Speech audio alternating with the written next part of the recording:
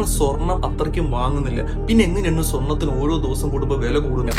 ഇത് രാജ്യങ്ങൾ തമ്മിൽ അറിഞ്ഞുകൊണ്ട് കളിക്കുന്ന ഒരു കളിയാണ്. നിങ്ങൾ മനസ്സിലാക്കണം, ഒരു യുദ്ധം നടക്കുന്ന സമയത്തോ അല്ലെങ്കിൽ ഒരു പ്രതിസന്ധി ഘട്ടത്തിലോ ഗവൺമെന്റ് എന്ത് ചെയ്യും? അവർ സെൻട്രലൈസ്ഡ് ബാങ്ക് ഉപയോഗിച്ചുകൊണ്ട് ധാരാളം സ്വർണം വാങ്ങിച്ച് ഇൻവെസ്റ്റ്മെന്റ് ചെയ്യിപ്പിക്കും. ഇതിന്റെ ഉദ്ദേശം എന്ന് വെച്ച് കഴിഞ്ഞാൽ സ്വർണത്തിന് ഇവർ വാങ്ങുമ്പോൾ അതിന്റെ വില കൂടുകയാണ്.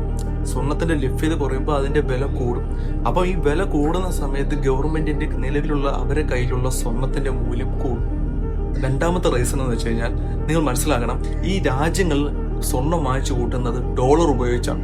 ഡോളർ ഉപയോഗിച്ചുകൊണ്ട് മാത്രമേ സ്വർണം വാങ്ങിച്ചു കൂട്ടാൻ പറ്റുള്ളൂ. സ്വർണത്തിന്റെ വില കൂടുമ്പോൾ ഡോളർ ഒരുപാട് കൊടുത്തേ പറ്റുള്ളൂ.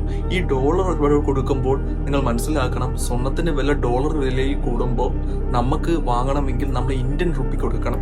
നമ്മൾ ഇന്ത്യൻ റുപ്പിയുടെ മൂല്യം കുറവാണെങ്കിൽ നമ്മൾ ഒരുപാട് പൈസ കൊടുക്കണം. ഇത് ഞാൻ സിമ്പിൾ ആയിട്ട് പറഞ്ഞുതരാം. നമ്മളെ രാജ്യത്തെ ഒരു പവൻ സ്വർണം വാങ്ങണമെങ്കിൽ നമ്മൾ 1 ലക്ഷം രൂപ കൊടുക്കണം. പക്ഷേ നമ്മൾ കുവൈറ്റിലാണെങ്കിൽ നമ്മൾ വെറും 350 കുവൈറ്റ് ദിനാർ കൊടുത്താൽ മതിയായി.